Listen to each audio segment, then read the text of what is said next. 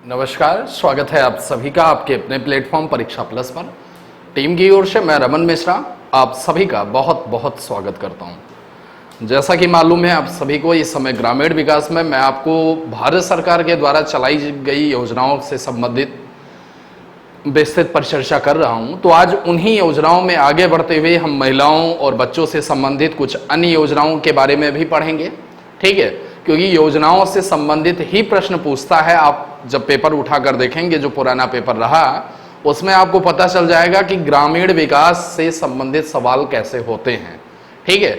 भारत सरकार के द्वारा जो योजनाएं चलाई जा रही, उन्हीं योजनाओं से संबंधित सवाल होता है। इसकी शुरुआत कब हुई, किसके लिए रहा, यही तमाम प्रश्न होते हैं। बाकी उत्तर प्रदेश का होता है। कुछ प्रश्न आपके जो है एक आध ऐसे पूछे जाते हैं जिनको हम जो है मिसलिनियस के अंतर्गत होता है, तो वो सारी चीज़ें कवर हो रही हैं जो एमसीक्यू की क्लास हो रही है उसमें। बाकी डिटेल क्लासेस में आपको जो पहलू सबसे ज़्यादा इंपॉर्टेंट है उन पर मैं परिचर्चा करता हूँ, ठीक है। अभी भी जो लोग इस क्रैश कोर्स प्रोग्राम से जुड़ना चाह रहे हैं, वीडियोज भैया सभी निःशुल्क है, इसमें कोई चार्जेस नहीं है। लेकिन अगर आपको हर एक क्लास की पीडीएफ चाहिए और उसके साथ ही साथ क्विज आपको चाहिए उस क्लास की, तो उसके लिए आपको करना क्या होगा, 3 महीने का सब्सक्रिप्शन प्लान लेना है, जिससे कि जितनी भी क्लासेज अभी तक हुई हैं वो उन सभी क्लासेज की आपको पीडीएफ और क्विजेज, साथ ही साथ डेली बेसिस पर अन्य जो सुविधाएं मिलती हैं वो सभी आपको मिलती रहें, ठीक है। तो 499 में सब्सक्रिप्शन प्लान है, 3 महीने का है, ऐसा नहीं है 1 महीने के लिए है, जिससे कि आप अपनी तैयारी को एक दिशा दे सकते हैं, एक अच्छी दशा में अपने आप को पहुंचा सकते हैं। देखो, कभी जब भी परीक्षाएं होंगी तो सफलता हमेशा ये नहीं है कि 10 दिन में उठा के जो है बटुली, जानते हैं ना, कुकर का जमाना है, उसे में डाले सारी किताब और रस छान के पी लिया। ऐसे से तो सिलेक्शन जिंदगी में नहीं होना है। सिलेक्शन तब होता है जब आप पहले से अपने आप को प्रिपेयर रखो, ठीक है। तो उसी दिशा में बढ़िए। बाकी अन्य अगर आप कोई क्रैश कोर्स से जुड़ना चाहते हैं टीम के, तो टीम के द्वारा कई ऐसे क्रैश कोर्स हैं। एक आपका ईपीएफओ का है, आपके जो हित मित्र हैं वो जुड़ना चाहें उनको बताइए। दूसरा प्री अगर आप देने जा रहे हैं 2020, ठीक है, पीसीएस, और अगर आप बीओ प्री में बैठने जा रहे हैं तो इन 3 चीज़ों के लिए क्रैश कोर्स आपका चल रहा है। जो लोग अभी भी जुड़ना चाहते हैं, इसमें सारे मटेरियल और टेस्ट सीरीज के सॉल्यूशन, पीडीएफ सब कुछ आपको उपलब्ध होगा, ठीक है। तो अभी भी आप हमारे इन तीनों क्रैश कोर्स से जुड़ सकते हैं, ठीक है। कोई भी दिक्कत आ रही है तो उसके लिए आप इस नंबर पर कॉल कर सकते हैं किसी भी वक्त। अन्य कोई प्रोग्राम के बारे में जानना है, आप live.parikshaplus.org या parikshaplus.org पर विजिट करिए। आपको दोनों जगह, एक हमारी टेस्ट वेबसाइट है, एक हमारी सामान्य वेबसाइट है जिस पर हमारे प्रोग्राम होते हैं। आगे बढ़ते हैं आज इसी दिशा में, ठीक है। आज कौन कौन सी योजनाओं को हमें डिस्कस करना है, उन योजनाओं से संबंधित हम बात अपनी शुरू करते हैं। तो सारे लोग ध्यान दीजिएगा। इस समय जो है हम बच्चों एवं महिलाओं से संबंधित जो या ग्रामीण विकास से संबंधित सरकार के द्वारा जो जो योजनाएं चलाई गई हैं उन सभी योजनाओं पर परिचर्चा कर रहे हैं। स्वाधार गृह एक योजना आपकी आई थी, ठीक है। स्वाधार गृह का अर्थ क्या है, किसके लिए योजना रही, ठीक है, लाभ किनको मिला, गवर्नमेंट का उद्देश्य कितना रहा, कैसे कैसे लक्ष्य इसके निर्धारित किए गए, इन सभी को समझिए। कठिन परिस्थितियों में रह रही महिलाओं के लाभार्थ वर्ष 2001-2 में, कब 2001 से 2 में महिला एवं बाल विकास मंत्रालय द्वारा स्वाधार योजना का शुभारंभ किया गया। किस मंत्रालय के द्वारा, महिला एवं बाल विकास, ठीक है, कब 2001 से 2 के दौरान। अगली बात, इस योजना के अंतर्गत कठिन परिस्थितियों में रह रही महिलाओं को आश्रय, मतलब निवास के लिए घर, खाद्य, वस्त्र, सलाह, प्रशिक्षण एवं कानूनी सहायता प्रदान की जाती है, जिससे उनका संरक्षण एवं पुनर्वास किया जा सके। स्वाधार योजना को राज्यों के समाज कल्याण महिलाओं या समाज कल्याण या महिला एवं जो बाल विकास कल्याण विभाग हैं, राज्यों के महिला विकास निगम जो हैं, शहरी स्थानीय निकाय हैं, प्रख्यात सार्वजनिक या निजी न्यास हैं या स्वैच्छिक संगठनों के माध्यम से इनको लागू किया जा रहा है स्वाधार गृह योजना को, समझे। उद्देश्य क्या रहा कि इसके लिए इसको गवर्नमेंट को चलाना पड़ा, भैया उद्देश्य ये है कि कठिन परिस्थिति या बिना किसी सामाजिक आर्थिक सहारे की जो महिलाएं रह रही हैं, इनकी जो प्राथमिक जरूरत है, भाई हम मानव की प्राथमिक जरूरतें हैं, ठीक है, हमें भोजन चाहिए, कपड़ा चाहिए, मकान चाहिए, तो ये जो प्राथमिक जरूरतें हैं, आश्रय, भोजन, कपड़े, चिकित्सीय सहायता आदि उपलब्ध कराना इसका उद्देश्य है। उन महिलाओं को पुनः भावनात्मक रूप से सुदृढ़ बनाना, जो समाज से कहीं ना कहीं टूट गई हैं, उनका अलगाव हो चुका है, उन्हें फिर से मुख्य धारा में लाना, ठीक है, समाज में उनको क्या एक सम्मान दिलाना, ऐसी कोशिश की जाती है स्वाधार गृह योजना से। अगली चीज, उन महिलाओं को समाज में उनके समायोजन हेतु मार्गदर्शन दिया जाता, कानूनी सहायता प्रदान की जाती है ताकि ये भी अपने आप को समाज की मुख्य धारा से जोड़ सके। साथ ही ऐसी महिलाओं का आर्थिक एवं भावनात्मक पुनरुद्धार करना भी इसका लक्ष्य है, ठीक है।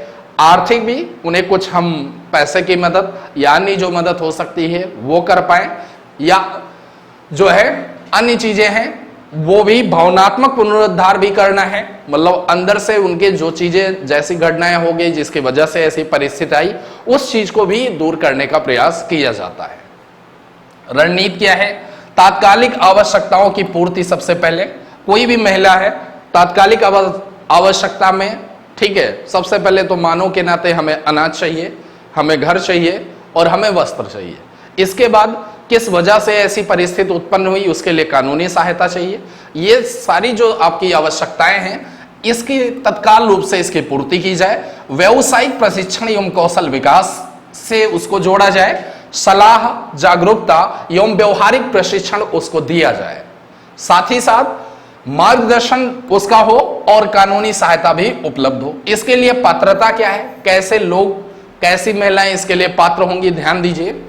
आर्थिक सामाजिक रूप से जो लोग बेसहारा हैं, प्राकृतिक आपदाओं से प्रभावित हैं, जेल से रिहा की गई हैं, सामाजिक या पारिवारिक हिंसाग्रस्त हैं, ठीक है, इनके अलावा वेश्यावृत्ति या तस्करी से छुड़ाई गई तथा HIV से पीड़ित महिलाएं इस योजना के अंतर्गत पात्र हैं, ठीक है, क्योंकि इन सभी में अगर कोई, जितने भी इसमें तथ्य बताए गए, इन तथ्यों में से कोई भी आपका तथ्य वहां पर उससे संबंधित है तो समाज में एक हे भावना की दृष्टि से उसको देखा जाता है, तो वो अपने आप को मुख्य धारा से जोड़ने के लिए उसके मन में कहीं ना कहीं एक संकोच होता है। उस संकोच को खत्म किया जाता है ताकि वो फिर से समाज के लोगों के बीच में घुल मिल सके, ठीक है। इसमें महत्वपूर्ण आपके फैक्टर्स क्या क्या हैं उनको जानिए। स्वाधार गृह से सभी श्रेणी की महिलाओं अधिकतम 5 वर्ष तक रह सकती हैं। स्वाधार गृह से 5 वर्ष तक उनको सहायता दी जाती है, ठीक है, ताकि वो अपने आप को समाज के साथ जोड़ सके, मजबूत हो सके। दूसरी बात, 55 वर्ष से अधिक आयु की महिलाओं को 60 वर्ष की आयु की महिलाओं तक या जब तक उन्हें वृद्धा आश्रम में न भेजा जाए तब तक वो यहां पर रह सकती हैं, ऐसी योजना के अंतर्गत जो आश्रय उन्हें दिया जा रहा। माताओं के साथ 18 वर्ष तक उम्र तक की बालिकाएं एवं 12 वर्ष उम्र तक के बालक रह सकते हैं, ठीक है। अगर उनकी मां है तो उनके साथ उनकी बालिका रह सकती है 18 वर्ष तक, और अगर बालक बच्चा है, लड़का है, तो वह भी 12 वर्ष तक की अवस्था तक उनके साथ रह सकता है, अपनी मां के साथ रह सकता है। ये जो योजना है आपकी, ठीक है, ये जिस हिसाब से दिया जा रहा है, अभी आपने देखा HIV पीड़ित कोई महिला है, ठीक है, या मान लीजिए वेश्यावृत्ति से कोई वापस आई है, या कोई ऐसी हिंसाग्रस्त महिला है, हिंसाग्रस्त महिला है, इन सभी में जो आपको कारण देखने को मिलते हैं वो कारण कहीं ना कहीं, एक तो देखिए महिलाओं में कहीं ना कहीं, ठीक है, इमोशनल भी चीजें ज्यादा होती हैं, तो ये इन सब वजहों से वो ज्यादा टूटती हैं। तो इस वजह से क्या किया जाता है कि इसमें जो ये योजना है इनका बहुआयामी प्रभाव है, मल्टी डायमेंशनल इसका इफेक्ट पड़ता है जीवन में। कैसे? इन गृहों में केवल महिलाओं की दैनिक आवश्यकताओं की पूर्ति की जाती है, अपितु उन्हें भावनात्मक रूप से मजबूत बनाने तथा आर्थिक रूप से सशक्त होने के तरीके भी सिखाए जाते हैं कि इनको भावनात्मक रूप से कैसे मजबूत किया जाए, आत्मबल कैसे बढ़ाया जाए, साथ ही साथ अपनी जीविका उपार्जन के लिए इन्हें आर्थिक रूप से कैसे सशक्त किया जाए उसके तरीके उन्हें समझाए जाते हैं, ठीक है, कि आप यह काम कर सकती, आप यह काम कर सकती, मतलब इनके द्वारा आप अपने आप को समाज में क्या कर सकते हैं, फिर से ला सकते हैं, जोड़ सकते हैं। इसमें महिलाएं आत्मसम्मान के साथ जीवन व्यतीत करने के लिए समर्थवान बनती हैं। ठीक है, आगे बात करते हैं प्रधानमंत्री उज्ज्वला योजना पर। अगली जो आपकी दूसरी योजना है, समझिए उज्ज्वला योजना आप सारे लोग जानते हैं कि इसमें जो गरीब व्यक्ति हैं, बीपीएल से नीचे जीवन यापन करने वाले, उनको मुफ्त में गरीब जो है गैस सिलेंडर का कनेक्शन दिया जाता है। ठीक है, ये जो योजना रही। अब ये योजना खासकर अपने यहां जैसे ग्रामीण जो इलाके हैं, उन ग्रामीण इलाकों में अभी भी वही परंपरागत चूल्हे, मिट्टी के चूल्हे और उसके नीचे जो है लकड़ियां जलते हुए यही प्रयुक्त होता है, उसी से भोजन निर्माण होता है। अब ये जो लकड़ी के चूल्हे और ऐसी लकड़ियां हैं या कुछ भी कोई भी चीज उसमें जलाई जाती है, तो इससे जो खाना बना रही महिलाएं हैं उन पर भी बड़ा इफेक्ट जाता है, स्वास्थ्य पर प्रभाव जाता है, साथ ही साथ वायु प्रदूषण भी बढ़ता है। कई ऐसी चीजें हैं जिनकी वजह से, और अपने भारत में देखा जाए तो अभी भी चूंकि ग्रामीण इलाका अपने यहां ज्यादा है, ग्रामीण परिवेश ज्यादा है, और ये चीजें जो चल रही हैं ये अभी भी व्यापक तौर पर इस्तेमाल की जाती हैं। भारत में कई ऐसे आंकड़े हैं जो दर्शाते हैं कि भारत में इन वजहों से श्वास जो रोगी हैं उनकी मृत्यु भी काफी संख्या में होती है। तो इन्हीं सारी चीजों को सोचते हुए गवर्नमेंट ने एक योजना लॉन्च की और उस योजना का नाम रखा गया है कि प्रधानमंत्री उज्ज्वला योजना। ठीक है, समझिए कह रहा आज भी भारत के बहुत सारे निर्धन परिवार ऐसे हैं जो भोजन पकाने के लिए जीवाश्म या पारंपरिक ईंधन, जिनको हम अस्वच्छ ईंधन के तौर पर जानते हैं, का प्रयोग करते हैं। इनसे क्या होता है, महिलाओं एवं बच्चों में हृदय एवं श्वास संबंधी गंभीर स्वास्थ्य समस्याएं उत्पन्न होती हैं। विश्व स्वास्थ्य संगठन की एक रिपोर्ट है, इसके अनुसार भारत में प्रत्येक वर्ष लगभग 5 लाख लोगों की मृत्यु अस्वच्छ ईंधनों के प्रयोग की वजह से होती है। ठीक है, 5 लाख लोगों की मृत्यु हो जाती है इस वजह से, क्योंकि जो ये इन चूल्हों में आपका जीवाश्म ईंधन प्रयुक्त होता है वह कहीं ना कहीं श्वास से संबंधित समस्याओं को उत्पन्न करता है। आगे बढ़ते हैं,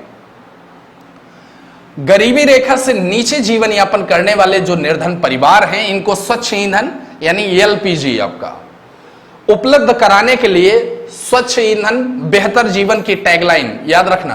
क्या टैगलाइन है? स्वच्छ ईंधन बेहतर जीवन की टैगलाइन के साथ प्रधानमंत्री नरेंद्र मोदी द्वारा 1 मई 2016 को, कब 1 मई 2016 को उत्तर प्रदेश के बलिया जिले में प्रधानमंत्री उज्ज्वला योजना की शुरुआत की गई। तो दोनों चीजें ध्यान रखनी है। 1 मई 2016 कहां से? उत्तर प्रदेश के बलिया जिले से इसको प्रारंभ किया गया, प्रधानमंत्री उज्ज्वला योजना। आगे बढ़ते हैं, उद्देश्य क्या है, किसके लिए यह योजना चलाई गई? ध्यान दीजिए, महिला सशक्तिकरण एवं उनके स्वास्थ्य की सुरक्षा को ध्यान रखते हुए, दूसरी बात भोजन पकाने के लिए प्रयोग होने वाले जीवाश्म ईंधनों के कारण होने वाले स्वास्थ्य संबंधी खतरों को कम करने के लिए, अस्वच्छ जीवाश्म ईंधन के प्रयोग के कारण भारत में होने वाली मृत्यु दर को कम करना है। जीवाश्म ईंधन के प्रयोग से घर के भीतर उत्पन्न होने वाले वायु प्रदूषण के कारण उत्पन्न होने वाली जो श्वास संबंधी बीमारियां हैं, इन बीमारियों पर रोकथाम करनी है, इनको कम करना है। ठीक है, इसमें ध्यान दीजिए कितने, अब पूछता है आपसे कि यह सवाल कि इसमें कनेक्शन देने के लिए गवर्नमेंट ने कुछ लोगों की संख्या को लक्षित किया है, वह संख्या कितनी है? तो शुरुआत में जब यह 16 में लॉन्च किया गया तो उस समय गवर्नमेंट के अपने लक्ष्य कुछ और थे। बाद में 19 की बात है, 18-19 की बात है, गवर्नमेंट ने जितने लोगों को यह लक्षित किया था कि हम इतने लोगों को एलपीजी कनेक्शन देंगे, उस लक्ष्य को बढ़ाकर और ज्यादा जो है यहां पर किया है, दायरा बढ़ाया है। समझिए इस चीज को, ये दोनों पूछता है। जब 16 से 19 योजना 16 में लॉन्च हुई, मई 16 में, तो 3 वर्षों के लिए गरीबी रेखा से नीचे जो जीवन यापन कर रहे 5 करोड़ परिवारों की महिलाओं को निःशुल्क रसोई गैस कनेक्शन प्रदान करने का लक्ष्य रखा गया, जिसे बजट 2018-19 में बढ़ाकर अब 8 करोड़ कर दिया गया है। इसको याद रखिएगा, ठीक है। अब प्रधानमंत्री उज्ज्वला योजना के अंतर्गत 8 करोड़ लोगों को क्या किया जाएगा? निःशुल्क आपका गैस कनेक्शन दिया जाएगा, जो लोग बीपीएल जो है श्रेणी से नीचे जीवन यापन कर रहे हैं। इसके इंपॉर्टेंट फैक्टर क्या है? देखिए, बीपीएल परिवारों को 8 करोड़ एलपीजी प्रदान करने के लिए 12,800 करोड़ रुपए का प्रावधान किया गया। ठीक है, लगभग 13,000 करोड़ रुपए रखे गए हैं कि 8 करोड़ लोगों को निःशुल्क गैस कनेक्शन दिया जाए। साथ ही साथ योजना का कार्यान्वयन वित्तीय वर्ष 16-17, 17-18 एवं 18-19 में किया जाएगा। तो चल ही रहा है, 20 में पहुंच चुके हैं। बीपीएल परिवारों के प्रत्येक एलपीजी कनेक्शन पर 1,600 रुपए की वित्तीय सहायता गवर्नमेंट उन्हें देती है, प्रदान करती है। और इस योजना को बहुत बेहतर ढंग से लागू किया जाए, इसके लिए प्रधानमंत्री के द्वारा गिव इट अप अभियान के माध्यम से एलपीजी सब्सिडी में बचाए गए धन का भी प्रयोग करना है। प्रधानमंत्री मोदी ने एक अभियान शुरू किया था कि ऐसे लोग जो सक्षम हैं, ठीक है, वो लोग क्या करें, एलपीजी जो सिलेंडर होता है इसमें सब्सिडी जो प्रदान की जाती है, वो सब्सिडी की धनराशि आपके बैंक अकाउंट में आती है। तो प्रधानमंत्री मोदी जी के द्वारा यह किया गया था कि जो लोग अपने आप में आर्थिक रूप से सशक्त हैं वो अपने जो इस सब्सिडी को है उसको ना लेकर के गवर्नमेंट की इस योजना में सहायता दे सकते हैं। जो पैसे वहां से कलेक्ट होंगे गवर्नमेंट के बचेंगे, उस पैसे का इस्तेमाल गवर्नमेंट अन्य लोगों को भी कनेक्शन देने में करेगी। ये गवर्नमेंट का लक्ष्य रहा। आगे बढ़ते हैं इसमें। गिव इट अप अभियान जो है मार्च 2015 में प्रधानमंत्री नरेंद्र मोदी द्वारा संपन्न लोगों को अपनी एलपीजी सब्सिडी स्वैच्छिक रूप से छोड़ने हेतु प्रोत्साहित करने के लिए किया गया था। गिव इट अप जो अभियान रहा। साथ ही साथ योजना के अंतर्गत एलपीजी कनेक्शन बीपीएल परिवार की 18 वर्ष से अधिक उम्र की महिला सदस्य के नाम दिया जाता है। यह भी ध्यान रखना, परिवार की जो महिला सदस्य हैं जिनकी उम्र 18 वर्ष से ऊपर है उनको यह एलपीजी कनेक्शन दिया जाता है। पहले से एलपीजी कनेक्शन जिन्हें प्राप्त है ऐसे बीपीएल परिवार इस योजना के अंतर्गत पात्र नहीं है। योजना के तहत 19 जून 2019 तक का आंकड़ा है 7.23 करोड़ से अधिक लोगों को एलपीजी कनेक्शन प्रदान किए जा सके। मतलब 8 करोड़ जो गवर्नमेंट का लक्षित जो है एक तरीके से दायरा था, उसमें से 7.5 करोड़ के करीब लगभग गवर्नमेंट पहुंच रही है, कनेक्शन प्रोवाइड कर चुकी है लोगों को। यानी यह अपने आप में एक सफल योजना रही। इसका प्रभाव भी आपको दिखता है गांवों में।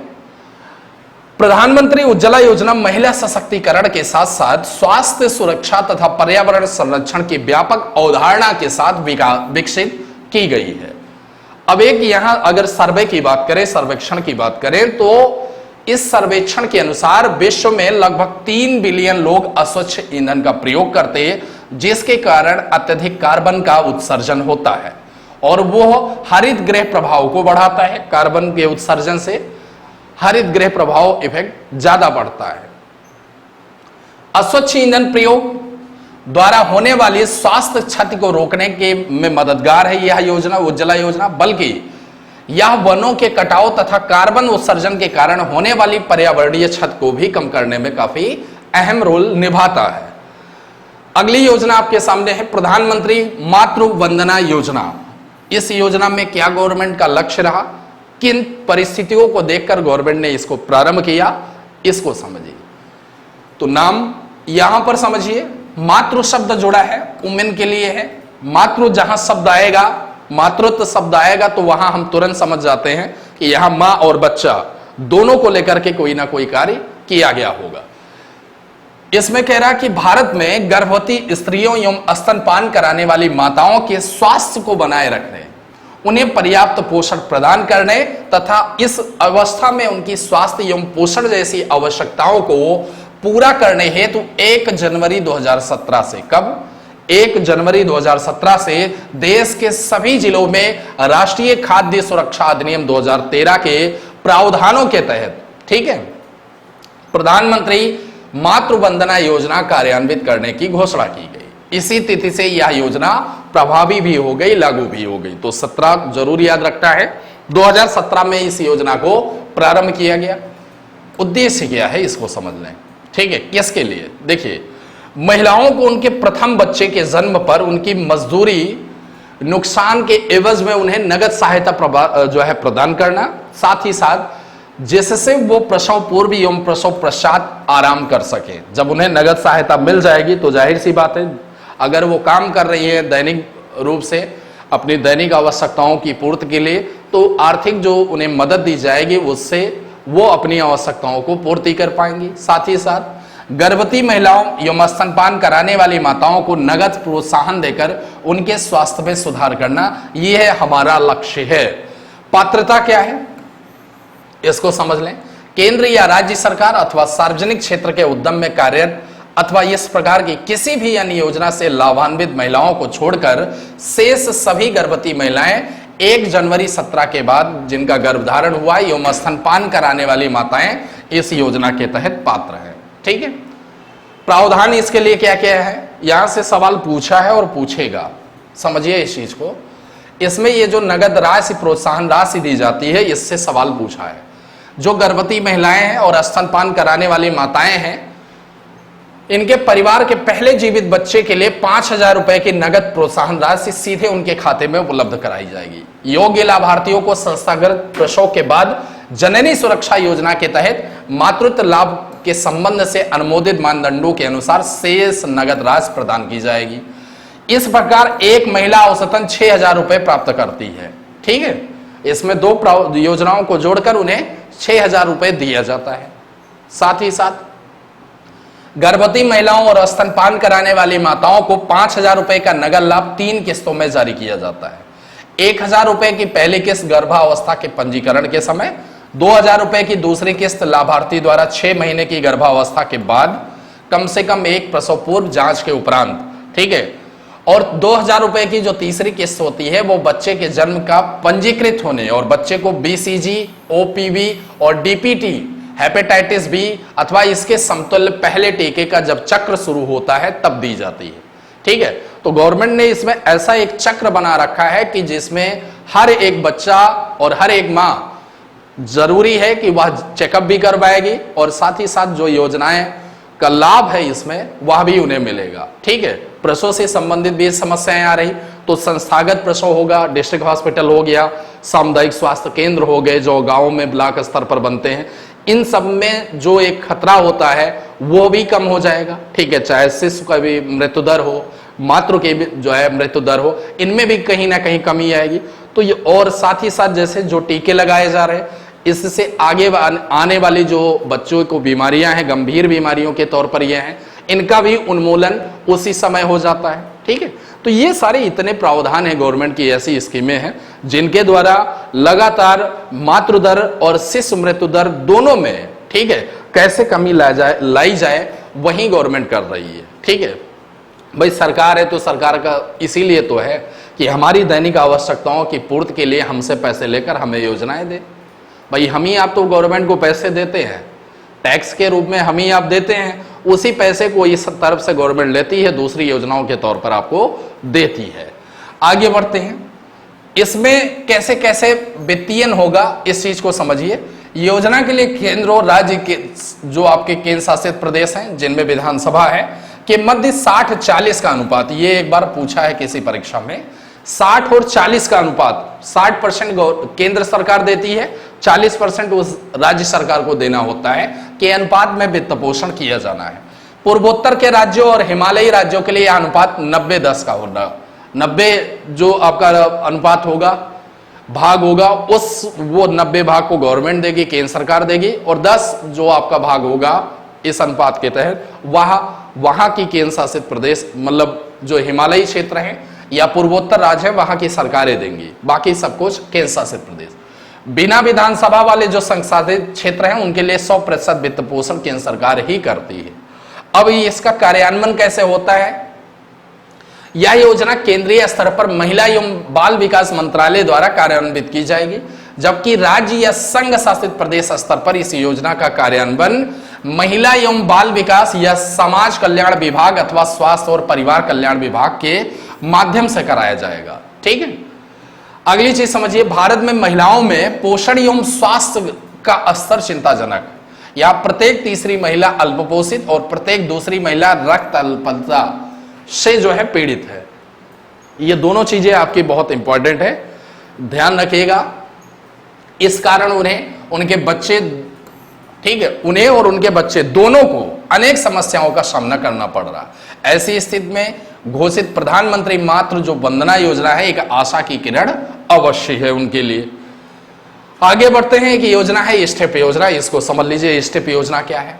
ठीक है, अगर इस योजना के बारे में बात करें तो ध्यान दीजिए, गरीबी रेखा से नीचे एवं अनुसूचित जाति या जनजाति के परिवारों से संबद्ध परिसंपत्ति रहित, यानी जिनके पास कोई संपत्ति नहीं है, ऐसे लोग, ग्रामीण एवं शहरी महिलाएं कोई भी हैं, इनके लिए अस्थायी रोजगार एवं व्यवसायिक कौशल का उन्नयन कर उनके विकास हेतु महिला एवं बाल विकास मंत्रालय के द्वारा 1986-87 में स्टेप, ठीक है, जिसका पूरा नाम क्या है, support to training and employment programme for women, ये स्टेप योजना का नाम रहा, का शुभारंभ किया गया था 86-87।